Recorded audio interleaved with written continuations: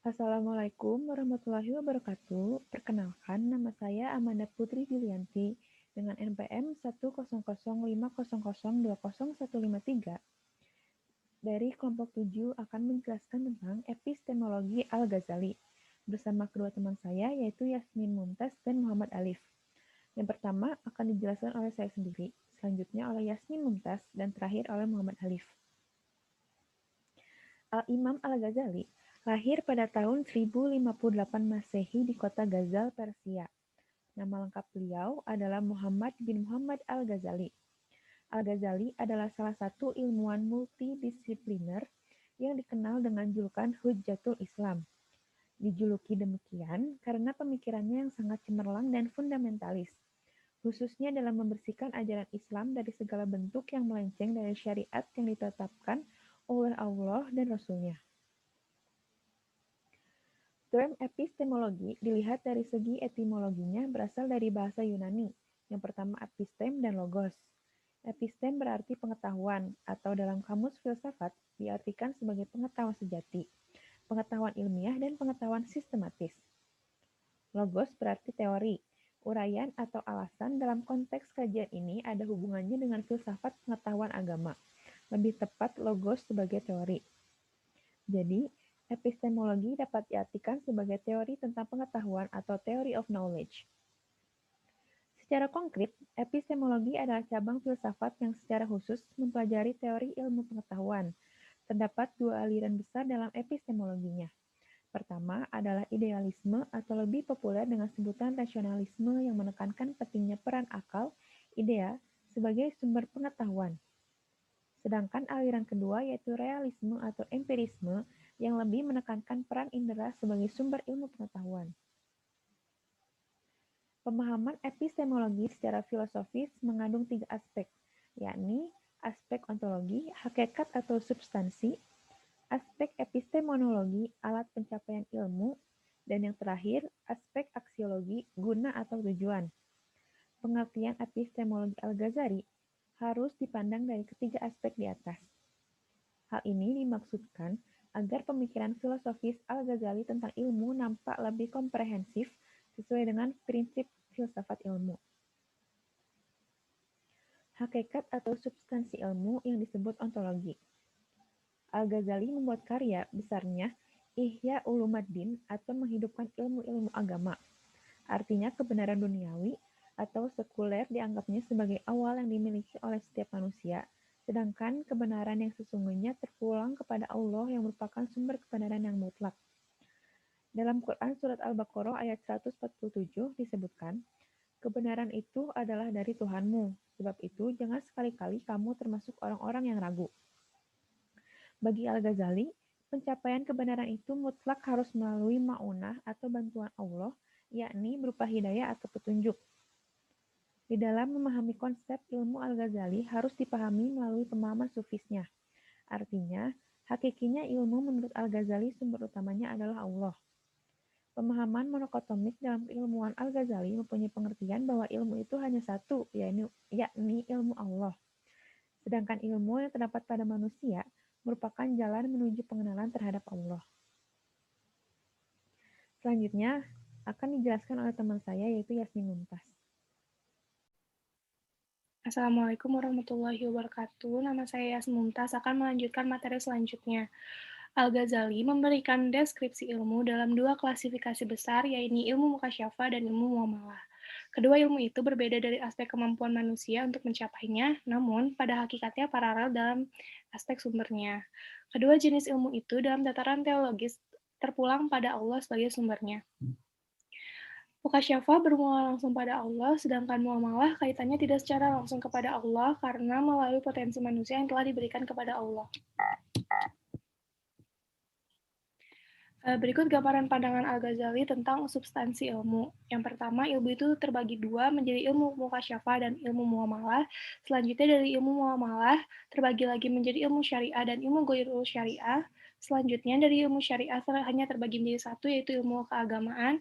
Selanjutnya ada ilmu ghairul syariah, yaitu terbagi menjadi tiga, ilmu natural, ilmu sosial, dan ilmu humaniora. Selanjutnya ada sumber dan alat memperoleh ilmu atau epistemologi. Berikut ada potongan surat An-Nisa ayat 113 yang berbunyi, A'udzubillahi minasyaitonirrajim, Bismillahirrahmanirrahim, wa anzalallahu alaika kitaba wal hikmata wa 'allamaka ma lam takun ta'lam. Yang artinya, dan juga karena Allah telah menurunkan kitab atau Al-Quran dan hikmah yaitu sunnah kepadamu dan telah mengajarkan kepadamu apa yang engkau ketahui. Sejalan dengan potongan ayat di atas, Al-Ghazali secara jelas mengakui bahwa manusia memiliki potensi untuk memperoleh dan mencapai ilmu. Ia juga menjelaskan 3 macam ilmu yang dapat dituntut oleh manusia, yaitu ilmu-ilmu indrawi atau hisyah, lalu ilmu-ilmu akal atau akliyah, dan terakhir ada ilmu laduni atau al-zauk. Ketiga potensi tersebut merupakan alat yang menentukan lahirnya ilmu sesuai dengan jenisnya. Alat-alat yang dimaksud meliputi indra atau hisyah, lalu ada akal atau aliyah, dan hati yaitu kolbiyah. Berkaitan dengan klasifikasi ilmu, nampaknya potensi manusia dapat dikaitkan dengan ilmu muamalah, baik ilmu syariah maupun ilmu ghairu syariah. Potensi itu dikenal dengan sumber basyariyah atau manusia atau insaniyah, sedangkan sumber ilahiyah terpulang pada pertolongan Allah yang tentunya mampu mencapai hakikat kebenaran atau ilmu mukasyafah. Secara konkret, Al-Ghazali mempertegas dominasi panca indera dan akal sebagai potensi manusia untuk memperoleh atau melahirkan ilmu muamalah. Sedangkan hati adalah potensi manusia yang mampu menerobos hakikat ilmu dengan bantuan Allah. Mukasyafah adalah ilmu yang hanya bisa terbuka atas izin Allah. Hanya hati yang mampu menerobos atas pertolongan Allah melalui bisikan atau ilham. Selanjutnya ada surat Al-Kahfi ayat 65 yang berbunyi, wawajada abdan mina ibadina atainahu rahmatan min indina wa 'allamnahu min ladunna ilma. Yang artinya, lalu mereka bertemu dengan seorang hamba di antara hamba-hamba kami yang telah kami berikan kepadanya rahmat dari sisi kami dan yang telah kami ajarkan kepadanya ilmu dari sisi kami. Dengan memahami ayat di atas, Al-Ghazali menawarkan adanya ilmu laduni yang merupakan ilmu yang diterima oleh manusia secara langsung tanpa proses logika manusia. Ilmu itu diberikan kepada hamba-hambanya yang dikehendaki seperti para nabi, rasul, muraqabin, serta aulia. Ia dicapai hanya dengan melakukan pendekatan terhadap Allah. Secara substansial, epistemologi Al-Ghazali dalam konteks alat dan sumber ilmiah ada 3, yaitu panca indera, akal, dan hati. Hati yang akan sampai kepada ilmu Allah atau ilmu muamalah dan ilmu mukasyafah. Di sini saya akan melanjutkan presentasi dari teman-teman saya.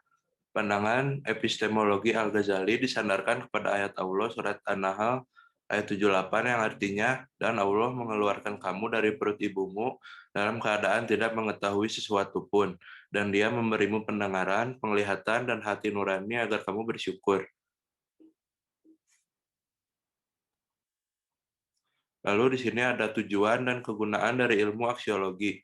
Pemahaman aksiologi atau tujuan dan kegunaannya, ilmu dalam pandangan Al-Ghazali sangat erat kaitannya dengan klasifikasi ilmu yang diajukan secara makro, yaitu ilmu syariah dan gairu syariah kepada 3 jenisnya. Yang pertama ada ilmu terpuji, ilmu tercela, dan yang dibolehkan bagi manusia menuntutnya.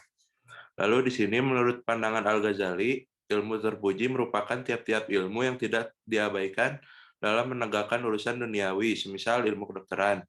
Lalu ilmu gairu syariah yang tercela adalah ilmu-ilmu sihir, ilmu mendatangkan ruh, dan lainnya. Sedangkan ilmu yang mubah adalah ilmu syair-syair yang mengandung dongeng atau nyanyian. Lalu setiap ilmu memiliki tujuan dan manfaat bagi kehidupan manusia, sekalipun itu ilmu tercela. Artinya, ilmu itu tumbuh dan berkembang atas dasar kemampuan manusia dan penuh dengan ketidakpastian. Lalu tujuan adanya atau terwujudnya ilmu menurut Al-Ghazali adalah untuk ibadah. Hal ini dapat dilihat dari posisi ilmu syariah yang semata-mata berisikan ilmu agama yang sangat erat dengan nuansa ukhrawi. Lalu Al-Ghazali meletakkan 2 hukum yang sangat psikologis, yaitu hukum fardu ain dalam mempelajari ilmu syariah dan fardu kifayah bagi ilmu ghairu syariah. Jadi hukum mempelajari ilmu menurut Al-Ghazali adalah wajib dalam menunjang kehidupan manusia baik di dunia maupun di akhirat nanti. Terima kasih. Sekian dari kelompok kami. Mohon maaf bila ada kesalahan. Assalamualaikum warahmatullahi wabarakatuh.